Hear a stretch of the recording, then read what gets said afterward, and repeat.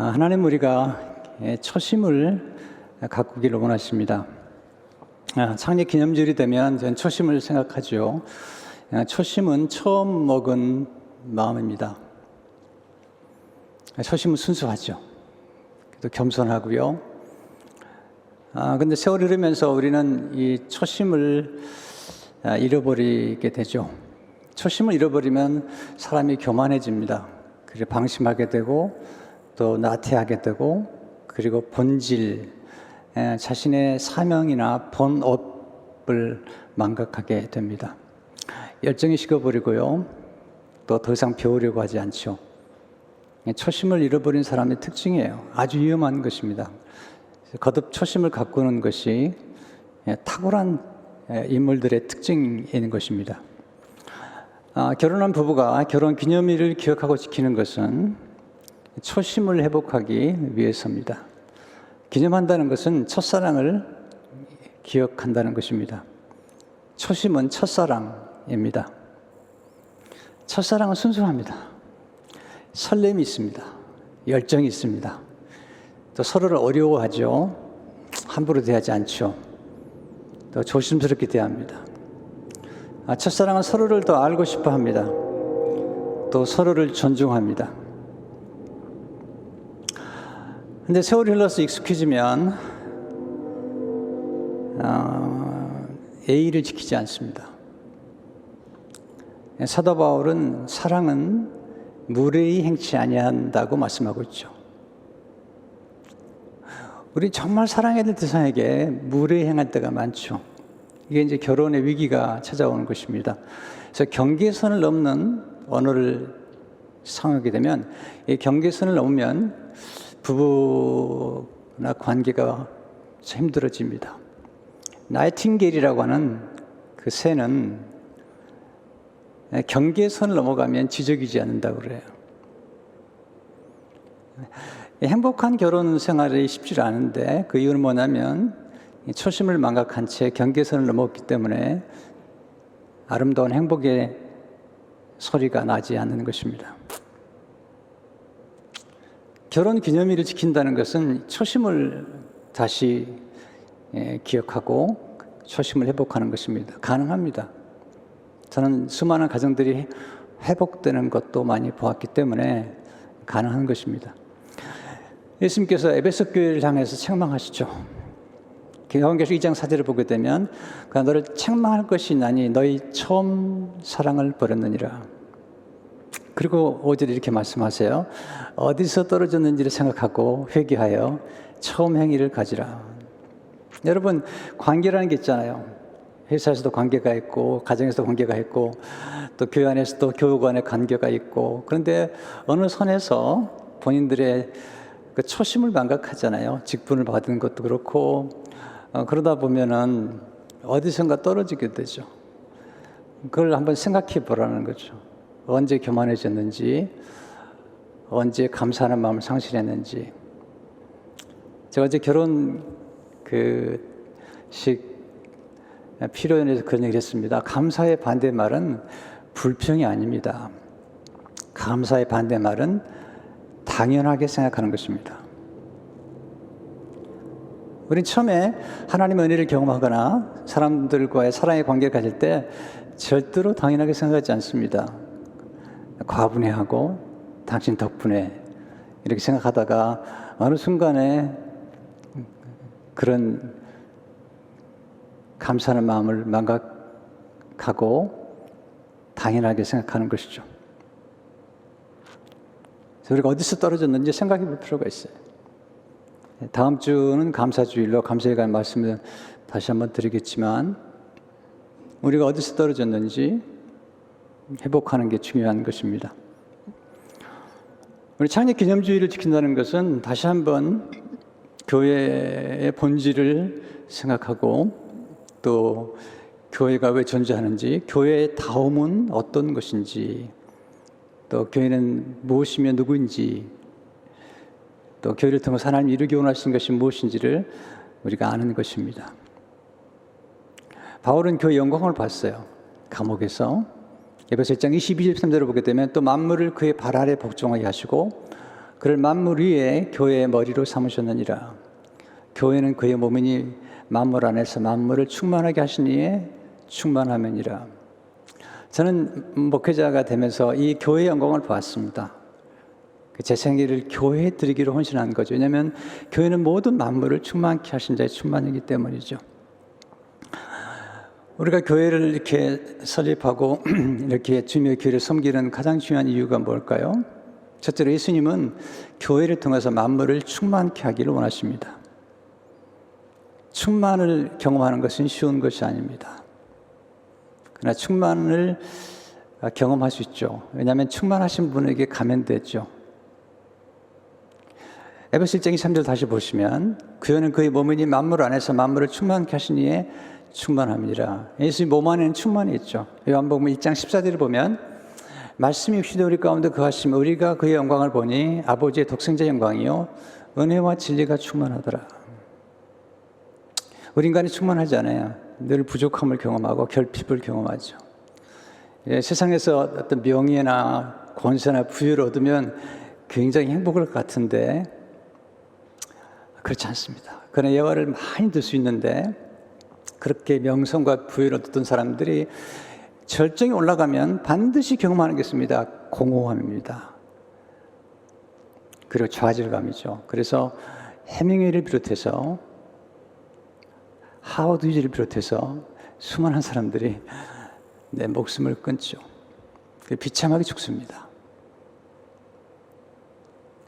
우리가 세상에서 추구하는 명예라는 것은 다 신기루 같은 거에서 붙잡고 보면 엄청나게 공허합니다. 그리고 더 많은 인기를 경험할수록 더 많은 공허를 경험하기 때문에 그들이 마지막 가는 곳은 마약이고 그리고 도박이고 그리고 잘못된 길로 갑니다. 충만하게 우리를 만드시는 분은 예수님밖에 없죠.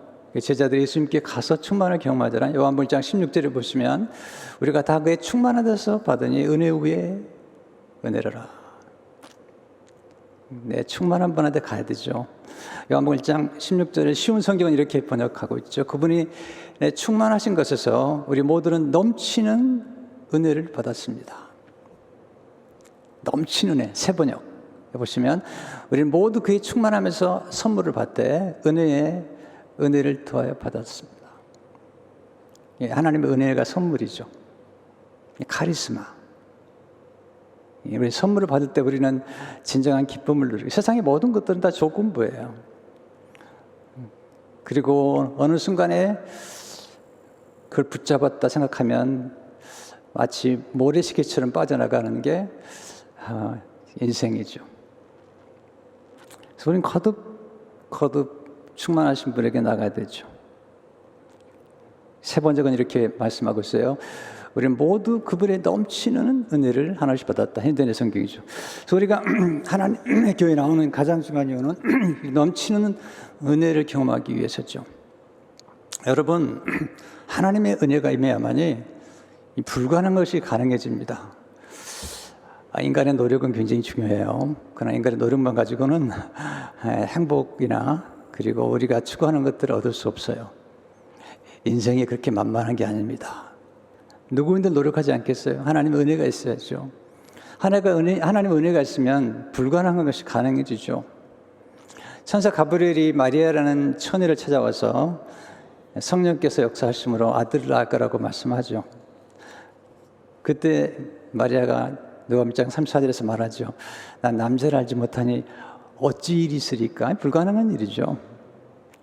그때 37절에 이렇게 말씀하죠. 천사가 대저 하나님의 모든 말씀은 너가 하지 못하심이 없느니라. 마리아가 반응하죠. 38절에 마리아가 이르되 주여 여종이 오니 말씀대로 내게 이루어지다 하며 천사가 떠나가니라. 말씀대로 이루어지다. 그리고 정말 불가능한 것이 가능해지죠. 어떻게 가능하죠? 그 비밀이 누가복음 1장 30절에 나와 있습니다. 천사가 이르되 말에 무수하지 말라. 내가 하나님께 은혜를 입었느니라.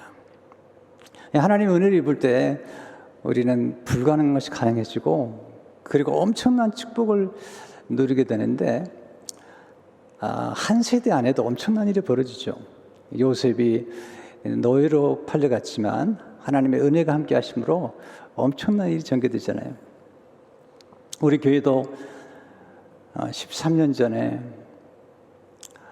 마치 노숙자와 같이 시작을 했는데 하나님의 은혜가 함께 하심으로 이 짧은 기간이에요. 13년 동안에 하나님이 주신 은혜가 얼마나 큰지 너무 감사한 일이죠. 그럼 우리가 충만하다는 걸 뭘 의미할까요? 우리가 무엇이 정말 충만해지는 걸까요? 제가 세상의 명예나 부여나 이렇게 권력이나 이런 걸 무시하지는 않아요. 살아가다 보면 필요도 하지만, 그러나 그것들이 우리에게 지속적인 충만을 주질 않아요. 그리고 인간의 사랑은 우리에게 쉽게 고갈되는, 그리고 쉽게 더 갈증을 느끼게 만드는 바닷물과 같아요. 저는 사랑한다고 하면서 때리는 사람 많이 봤습니다. 내가 너를 아끼기 때문에 때리는 거야. 먹기 싫어하는 음식을 주고 듣기 싫어하는 말을 계속하면서 괴롭히는 거죠. 사랑이란 이름으로. 이게 인간의 사랑이죠. 하나님의 사랑은 그런 사랑이 아니죠. 하나님의 사랑을 우리가 경험할 때 무조건적이면서, 그리고 무한하고, 그리고 끊임없는 차고 넘치는 사랑을 경험할 때 우리는 진정한 충만과 만족을 경험하게 되는 것입니다. 그래서 에베소 3장 18절 19절에서 바울은 이렇게 말하죠. 너희 모든 성도와 함께 지식에 넘치는 그리스도의 사랑을 알고 그 너비와 길이와 높이와 깊이가 어떠함을 깨달아 하나님 모든 충만하신 것으로 너에게 충만하게 하시기를 구하노라. 하나님의 사랑은 넓죠. 길이가 영원하죠. 높이가 사랑에 고상하죠. 세상의 사랑은 참 좀 더럽고 추하죠. 사랑한다고 말해놓고 나중에는 엄청난 죄를 범하잖아요. 하나님의 사랑은 거룩하고 유쾌하고, 그리고 기쁨을 주고 고상한 것이죠. 그리고 깊죠. 에베소 1장에서 사랑을 얘기하고, 교회를 얘기하고, 3장에서 사랑을 얘기했던 사도 바울이 5장에 가서 신랑과 신부, 남편과 아내의 사랑을 얘기하면서 곧 교회와 그리스도의 사랑의 관계를 얘기합니다. 예수님은 교회를 향한 신랑이 되시고 교회는 신부가 된다는 것을 말씀하면서 진정한 사랑, 우리에게 진정한 만족과 충만케 하는 사랑에 대해서 얘기를 하시죠. 또 예수님은 교회를 신부처럼 사랑하십니다. 교회는 예수님의 신부입니다. 사도 바울은 많은 사람들을 예수님께 인도해서 예수님의 신부로 중매하기를 원한다고 얘기했어요. 고린도서 11장 2절을 보게 되면 내가 하나님의 열심으로 너희를 위하여 열심을 내노니 내가 너희를 정결한 처녀로 한 남편인 그리스도께 드리려고 중매함이로다. 중매의 정의는 남자와 여자 사이 연결시켜 주는 것처럼 우리가 전도하면 사람들을 예수님께로 인도해서 예수님을 신랑으로 맞이할 수 있도록 도와주는 것입니다. 근데 여기서 우리가 아는 게 뭐냐면 신랑 대신 예수님은 어떤 사랑을 우리에게 베푸시는 걸까?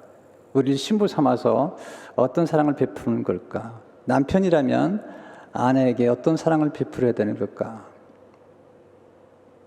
첫째로 예수님의 사랑은 자신을 내어주신 사랑입니다. 에베소서 25절을 보게 되면 남편들은 아내 사랑하기를 그리스도께서 교회를 사랑하시고 그 교회를 위하여 자신을 주신 같이 하라. 남편들은 아내 사랑하기를 그리스도께서 교회를 사랑하시고 자신을 주신 같이 하라. 남편은 아내에게 세도를 부리는 사람이 아니죠. 예수님은 남편이 되시는데 예수님이 오셔서 하신 일이 뭐죠? 섬기신 일을 하신 거죠. 물론 아내가 남편에게 순종하고 교회가 그리스도에게 순종하는 것도 어렵지만은 정말 그리스도께서 우리를 사랑하신 것처럼 남편들이 아내를 사랑하는 것은 굉장히 힘든 일이죠. 그것은 자신을 내어주는 일이기 때문이에요. 저는 그리스도의 제자의 길을 걸으면서 예수님의 부르심 앞에 너무 감격해요. 나를 따라오너라. Follow me. 예수님 따라가죠. 그리고 예수님 말씀 내게 배우라. Learn of me. 내게 배우라. 그 다음에 말씀이 정말 놀라워요. 사명을 맡기기 전에 예수님께서 나를 먹어라. 예수님이 살과 피를 내주시면서 eat me. 나를 먹으라는 거죠. 우리 시제가 된다는 것은 그리스도의 몸과 살을 먹고 마시죠. 다음 주 우리가 성찬하겠는데요. 놀라운 일이죠. 사랑의 진정한 사랑은 주는 것이죠. 존 오트버그는 주는 것만큼 온전한 사랑은 없다. 근데 하나님 우리를 사랑하실 때 언제 사랑했죠? 우리가 완전할 때 사랑한 게 아니잖아요. 우리가 더럽고 추할 때 우리를 받아들이고 우리를 사랑하신 거죠. 로마서 5장 6절에서 8절을 보게 되면 우리가 아직 연약할 때에 기약대로 그리스도에서 경건하지 않은 자를 위하여 죽으셨도다. 이 연약하다는 말과 경건하지 않은 자가 동일선상에 있습니다. 연약하다는 것은 미숙하다는 뜻도 있어요. 그리고 경건하지 않은 거죠. 그때 우리를 위해서 죽으신 거죠. 의인을 위하여 죽는 자가 쉽지 않고 선인을 위하여 영광을 주는 자가 혹 있거니와 우리가 아직 죄인 되었을 때 그리스도께서 우리를 위하여 죽으심으로 하나님께서 우리에 대한 자기의 사랑을 확증하셨느니라. 이 하나님의 사랑을 우리에게 demonstrate His own for us. 우리에게 보여주신 것이죠. 또 10절을 보게 되면 우리가 원수 되었을 때 참 이 말씀이 너무 감동이 돼요. 하나님 우리를 사랑하는 시제가 우리가 완벽하고 그리고 거룩한 것이 아니라 우리가 죄인 되었을 때, 경건하지 않을 때, 하나님과 원수 되었을 때 우리를 사랑하셨다는 것입니다. 하나님의 사랑의 특징은 있는 모습 그대로를 사랑하시죠. 이게 이제 용납의 사랑인데 정말 놀라운 거죠. 있는 모습 그대로 사랑하죠. 탕자가 돌아왔을 때 아버지가 목욕 좀 하고 와라 그렇게 얘기하지 않으시죠. 있는 모습 그대로 품어 주시는 것입니다. 근데 거기서 멈추지 않죠. 두 번째로 예수님의 사랑은 거룩하게 만들어주신 사랑이죠. 우리를 거룩하게 만들어가면서 사랑하시는 거예요. 에베소 5장 26절 27절을 보게 되면 이는 곧 물로 씻어 말씀으로 깨끗하게 하사 거룩하게 하시고 자기 앞에 영광스러운 교회를 세우사 티나 주름 잡힌 것이나 이런 것들이 없이 거룩하고 흠이 없게 하려 하심이라. 여러분 더러운 것은 유쾌하지 않습니다. 더러운 것은 불쾌합니다. 냄새가 나죠. 거룩한 건 유쾌하고 아름답고 빛이 나고 영광스러운 것입니다. 근데 원래 우리는 창기와 같이 매운부와 같이 더럽다는 것이죠. 마틴 루터가 종교 얘기를 할 때 아주 중요한 논문 3가지를 썼는데 그 중에 하나가 크리스찬의 자유라는 거죠. 예수 믿는 사람들이 예수님을 신랑 삼아서 어떤 자유와 축복을 누리는가에 대해서 그런 기록하면서 신랑 되신 예수님과 신부, 창기와 같은 매운부와 같은 우리가 신랑과 결혼함으로 신랑과 신부는 결혼하자마자 공동 소유가 돼서 신랑 되신 예수님께서 신부의 모든 더러운 것과 허물과 죄와 악을 가져가시고 그리고 신랑 되신 예수님께서 신부에게 없었던 의와 거룩과 아름다움과 영생을 선물로 주신다는 거죠. 그렇게 함으로써 더 이상 죄의 노예가 되지 않고 과거의 노예가 되지 않고 진정한 자유를 누리게 되었다. 이게 이제 마틴 루터가 종교개혁을 하면서 주장했던 주장들입니다. 제가 조금만 읽어드릴게요. 이 부유하고 거룩하신 신랑 그리스도는 이제 이 가난하고 사악한 미혼부와 결혼하시고 비유적으로 그 여자를 모든 악에서 사해 주시며 또한 그 여자를 자기의 모든 선한 것으로 치장해 주신다. 죄는 이제 그 여자를 멸망시킬 수 없다. 왜냐하면 그 죄는 그리스도에게 지어지고 그리스도에 의하여 삼키운 바 되었기 때문이다. 그리고 여자는 그의 남편인 그리스도 안에 있는 의를 가진다. 이게 복음이에요. 성 어거스틴은 말하기를 사랑은 우리의 옛 모습을 죽여서 우리로 예전에는 볼 수 없던 사람이 되게 한다. 너무 놀라운 표현이죠. 우리가 예수 믿는 순간 우리 옛 사를 가져가시고 새로운 피조물이 되게 하십니다. 원래 우리는 거룩한 존재가 아니죠. 우리가 초심을 지킬 수 있는 존재가 아니죠. 아시죠? 그래서 주님이 은혜가 계속 필요한 거예요. 바울이 내가 날마다 죽노라는 고백을 했잖아요. 우리의 의는 깨끗하지 않아요. 이사야 64장 6절을 보게 되면 우리는 이 다 부정한 자 같아서 우리 의는 다 더러운 옷 같으며 근데 예수님이 이 더러운 옷을 가져가시고 십자가에서 우리에게 예수님의 거룩과 영광스러운 옷, 의의 옷을 입혀주신 것입니다. 세 번째, 예수님의 사랑은 양육하고 보호해 주시는 사랑입니다. 29절을 보시면 오늘 본문, 누구든지 언제나 자기 육체를 미워하지 않고 오직 양육하여 보호하기를 그리스도께서 교회에게 함과 같이 하나니. 사랑이 뭐죠?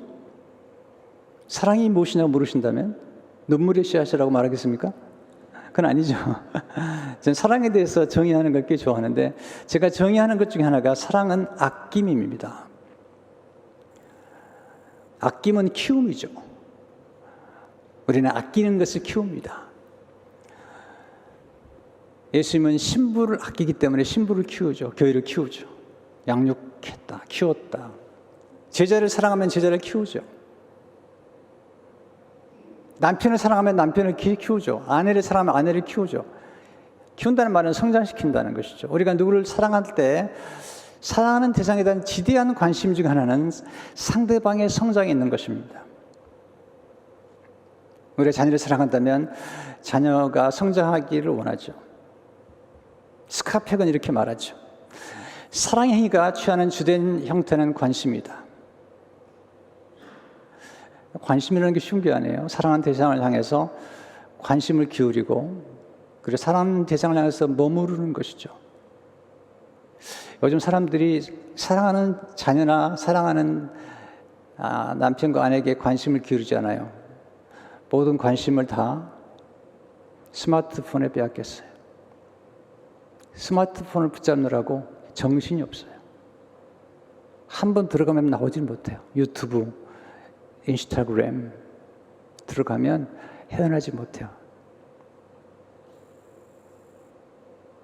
근데 시간이 없대요. 여러분 남편과 아내와 자녀들의 얼굴을 물끄러미 본 적이 언제 있으세요? 너무 조급해요. 너무 바빠요. 시간의 향기를 잃어버렸어요. 시간의 향기라는 것은 머금이 있죠. 사랑하는 대상을 향해서 머무는 것. 스카펙 이렇게 얘기하죠. 서로를 사랑할 때 우리는 관심을 쏟는다. 우리는 그 사람의 성장에 관심을 기울인다. 우리 둘째 딸이 낳은 이제 딸이 있는데, 이제 좀 작아요. 지금 3살 됐는데 아주 예쁜데 좀 작아서 최근에 엄마가 관심을 갖기 시작했어요. 그래서 좀 키도 더 크고 더 음식도 잘 먹으면 좋겠다 해서 엄마한테 연락을 했더라고요. 엄마, 그 아이들 키가 크는데 먹는 게 있다는데 좀 알아봐 달라고. 근데 우리 큰 딸, 둘째 딸은 제가 좋은 거라고 갖다 주면 안 먹어요. 관심이 없어 해요. 특별히 홍삼이랄지 한약이랄지 이런 데 전혀 관심이 없어. 근데 둘째 딸이 자기 딸을 위해서 관심 갖는 거예요. 제가 여기 올림픽 갤러리에 가가지고 사왔습니다. 줬던 연락이 왔어요. 아빠 감사해요. 우리 해나 러브드 한약, 너무 한약을 좋아하는데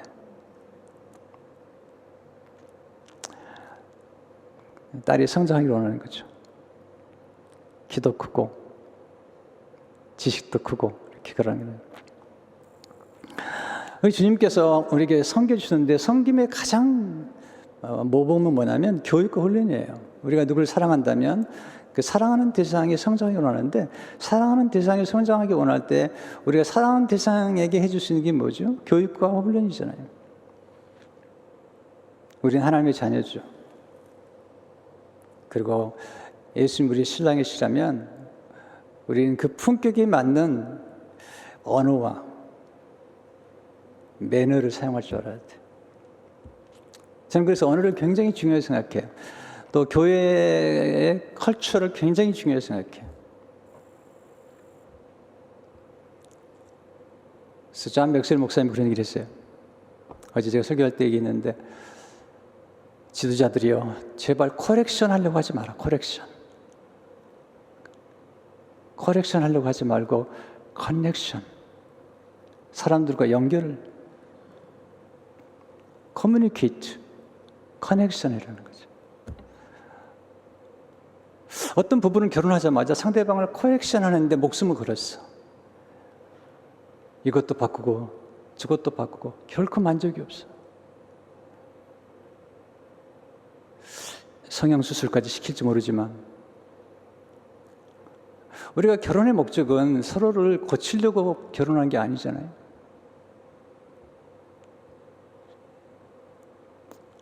이게 고개는 끄덕이지만 적용하기 어렵습니다.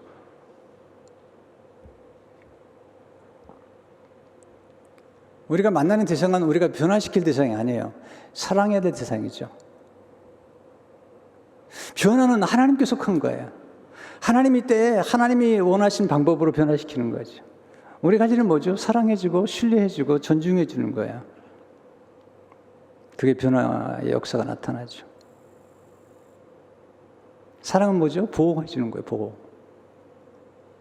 우리 사랑하는 대상을 보호해주죠. 보호해주는 게 뭐죠? 용서해주는 거예요. 허물을 덮어주는 거예요. 신랑과 신부 사이에는 비밀이 있죠. 아름다운 비밀도 있지만 때로는 부족한 비밀이 있죠. 예수님께서 창기와 같은 우리들을 신부 삼을 때 우리의 더러운 모습을 아시지만 다 덮어주시는 거예요. 그리고 용서하고 잊어주시는 거죠.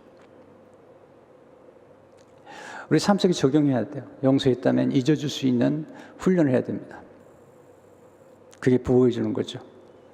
저는 결혼 생활에서 지켰던 철칙이 하나 있습니다. 그것은 자녀들을 키울 때 한 번 용서해 준 거에 대해서는 다시는 언급하지 않는 훈련을 제가 했어요.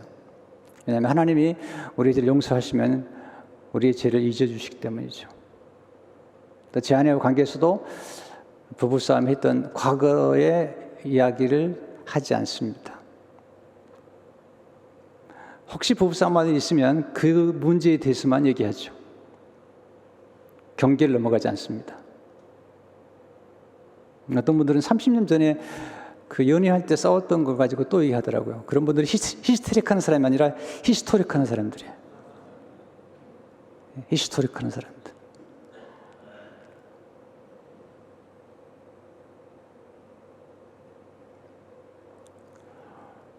보호해 줄 줄 알아야죠. 하나님은 우리를 영원히 보호해 주시는 분이에요. 요한복음 10장 29절을 보게 되면 그들을 주신 내 아버지는 만물보다 크시며 아무도 아버지 손에서 빼앗을 수 없느니라. 하나님의 사랑은 측량할 수 없습니다. 그래서 우리가 이 세상의 어떤 것으로도 우리에게 진정한 만족과 행복을 줄 수 없어요. 인간이기 때문에 인간이 필요하지만 그러나 늘 하나님의 사랑을 공급받아서 그 사랑의 힘으로 서로가 사랑하지 않으면 우리 인간의 사랑은 고갈되고 말아요. 그래서 우리가 늘 예배하는 거죠. 예배를 통해서 기도를 통해서 하나님의 풍성한 사랑을 그리스도의 성령에 의해서 받은 다음에 그 힘으로 사랑할 수 있는 거죠. 그 사랑이 우리를 아름답게 만들어가는 거예요. 네, 시간이 다 됐는데요. 자노트 목사님이 여동생 바비가 아꼈던 그 인형 얘기를 해주는데 참 감동됐어요. 팬더란 인형인데 여동생 바비가 너무 예뻐했어요.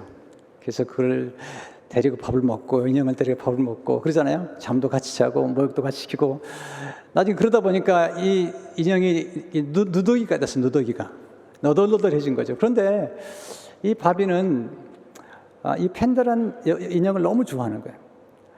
다른 인형과는 비교할 수 없는, 비록 누더기가 되었고 상처가 났고 찌그러졌지만 자기가 아니면 사랑할 수 없다는 그런 사랑을 가지고 누더기 인형을 사랑하는 거죠. 그래서 사람들은 바비를 사랑하려면, 오트 목사님의 여동생을 사랑하려면 반드시 이 누더기 인형을 사랑해야 돼요. 이게 패키지입니다. 내 동생을 사랑하려면, 바비를 사랑하려면 누더기 인형을 사랑해라. 이 패키지입니다. 제 나이가 들어서 결혼했고요. 근데 나이가 결혼한 다음에 다시 이 바비가 팬더를 데려다가 LA에 있는 인형 재생 그런 회사가 있습니다. 인형들을 다시 만들어주는 거야. 원상 상태로. 갖다 맡겼더니 아주 아름답게 만들어준 거죠. 이게 십자가의 사랑이죠. 원래는 굉장히 아름다운 존재로 만들어졌죠. 근데 아담의 죄로 말미암아서 누더기가 된 거죠. 근데 십자가에서 예수님이 오셔서 우리의 모든 더러운 죄와 우리의 모든 허물과 누더기가 된 우리를 다시 새롭게 만드셨어요. 그리고 우리를 신부로 하나님의 자녀로 만드신 거죠. 이 하나님의 사랑이고, 이 사랑을 전하는 것이 교회죠. 회복의 장소. 누더기 인형도 사랑받을 수 있는 장소. 그게 가정이고 그게 교회입니다.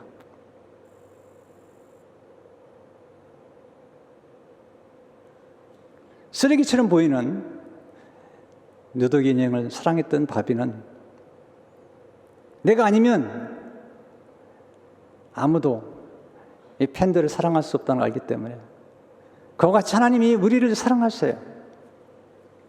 우리를 끝까지 사랑하셔요. 내가 아니면 너를 사랑할 수 없기 때문에 내가 너를 사랑하고 내가 너를 믿는다는 거죠. 바로 그것이 복음이고 그것이 교회입니다. 우리가 함께 예수님의 신부가 되어서 신랑 되신 예수님과 함께 아름다운 교회를 계속 세우는 우리 모두가 되기를 축원합니다. 하나님 아버지, 오늘 그리스도의 교회의 영광을 보았고 예수 그리스도의 사랑의 영광을 보았습니다. 이 놀라운 사랑을 기억하며 하나님의 은혜가 우리 성도들의 삶 속에 나타나고, 인간의 사랑은 한계가 있습니다. 하나님이여, 기도합니다. 하나님의 사랑, 그 사랑을 부어주셔서 그 사랑으로 사랑할 수 있도록 축복해 주옵소서. 예수 이름으로 기도하옵나이다. 아멘.